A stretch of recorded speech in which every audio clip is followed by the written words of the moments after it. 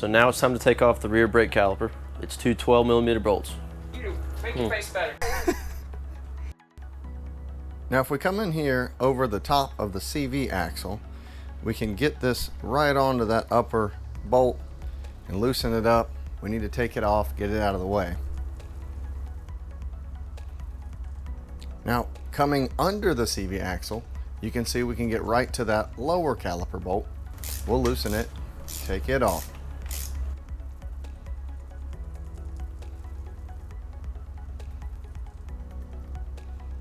Then with the bolts out of the way, we can shimmy this caliper, pull it up and off the disc and just set it there for a second and move this battery box, reach through there, and you can pull the caliper and just set it over here. All right, so now that we got the rear caliper removed, we're gonna go ahead and take the disc off. It's gonna be 5 6mm bolts. But there's a cool trick we're gonna show you.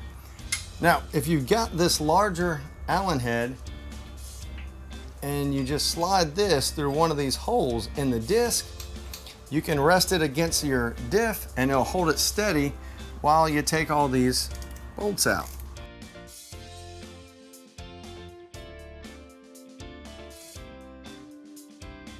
The rear diff is going to come loose now so we can slide it out of the way. We've got 3 bolts. They're a 14mm. I'm going to come through this hole in the frame right there for this one over on this side, and that's how we're going to get this one loose.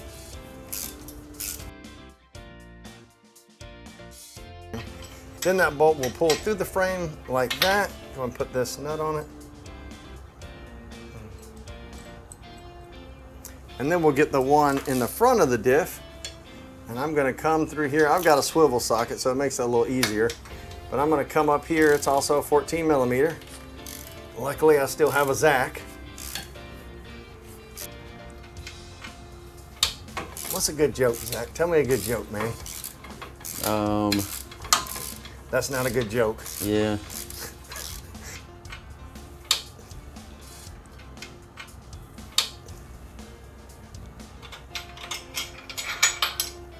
And the last one is going to be this one up top here. Still a 14mm.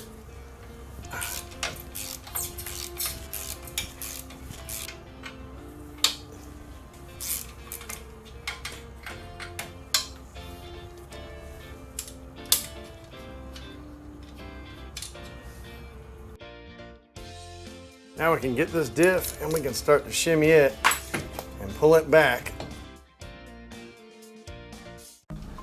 Okay, you can see that's the adjustable wrench. I'm using that for nothing but a spacer, and then I'm gonna get a pry bar and peel just this edge right here of the drive shaft. We wanna pop it loose. Don't hit that little rubber seal there. Once you've got that loose, you can stand behind the unit. It'll be a little harder with the exhaust there, but if you stand behind it, you can pull on it and pop it off like that. And then once you've got this end on the other end of the drive shaft where it goes into that diff, you want to peel that little boot, that lip of it right there, and then slide it up the shaft just a little ways. So if you look closely, it's hard to see with the rag there, but my thumb is peeling the edge of that boot up so that I can slide that boot back just a little bit and pull this drive shaft out.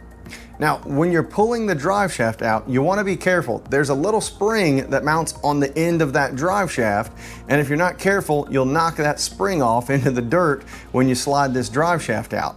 So take your time like this when you get it out, and then put a rag around it and seal up that shaft. Grab you another clean rag and put it in the rear diff to keep all the dirt out of it. So now that we've got the drive shaft off and it out of the way, take this nut off the starter. We've got 2 10mm bolts holding these ground straps on over here, and then down low you can see we have the reverse lever I'm pointing to. We're going to take that 10mm bolt off of it and get that out of the way, and then this speed sensor you see over here, this little black thing, there's a 10mm bolt on it. We're just going to loosen it but not take it off quite yet.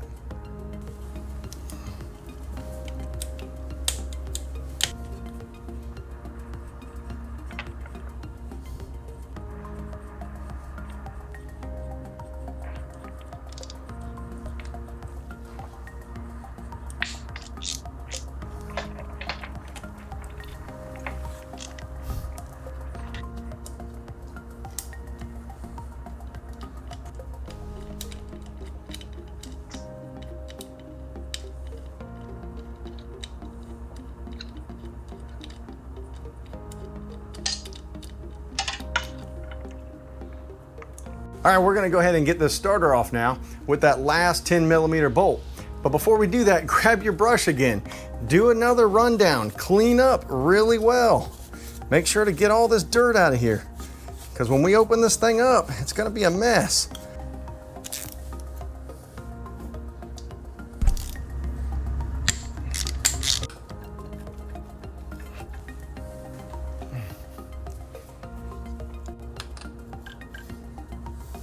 All right, and once we've got this off, we're gonna go ahead and seal this up as best we can with a rag.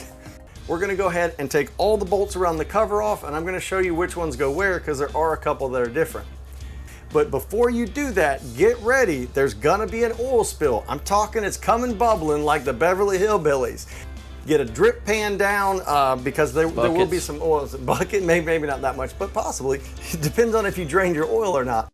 Now I'm gonna use a deep socket and a swivel, not my usual swivel socket you've seen me use this whole time, because there's a couple on the bottom that are, well, you'll see whenever you get to do it.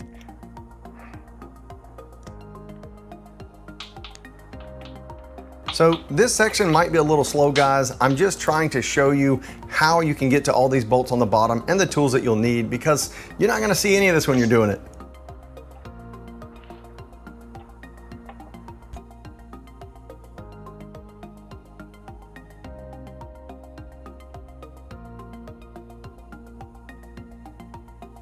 Okay, now I'm gonna go back to my usual swivel socket, because it's gonna be easier for these.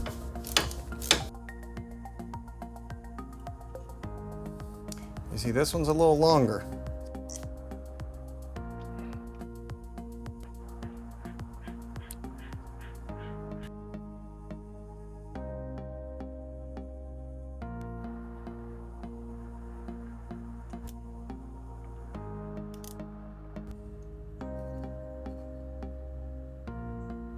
This is also a little bit longer.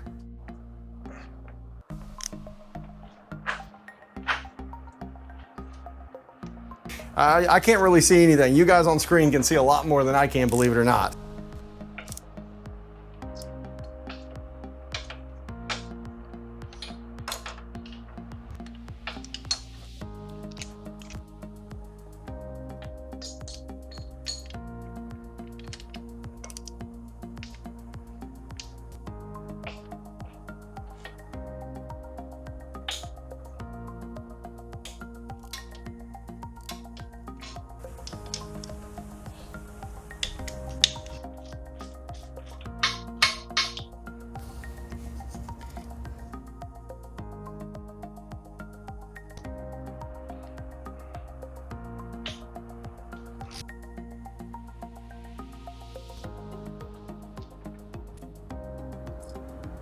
There are only 2 of these little bitty bolts, and they're right here at where the starter hole is.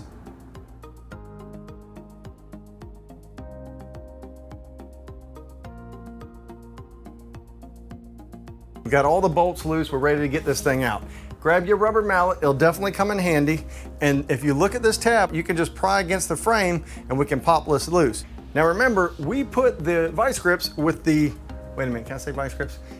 We put the locking pliers up front with the rubber to protect the shaft, you remember that. So we shouldn't have to worry about this output shaft sliding back, but watch it still just in case. So now that we've got that pry bar in place, we're gonna put a little pressure and just tap with this rubber mallet to get it to pop loose. Don't be surprised, Jed Clampett, the oil's coming. You don't want the pry bar to slide in the case. We're just working on that little tab I showed you. You can see the oil's going everywhere. Hopefully these rags will get it. We also have a drip pan down here. Now, there are going to be a couple of small thrust washers and things that are behind this case that can try to escape. You don't want to let them. And if they do, make sure you see where they go. Here she comes.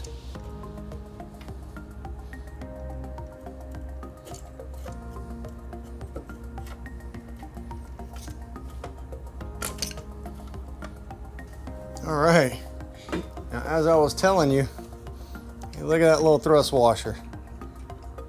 See that little booger right there that fell out?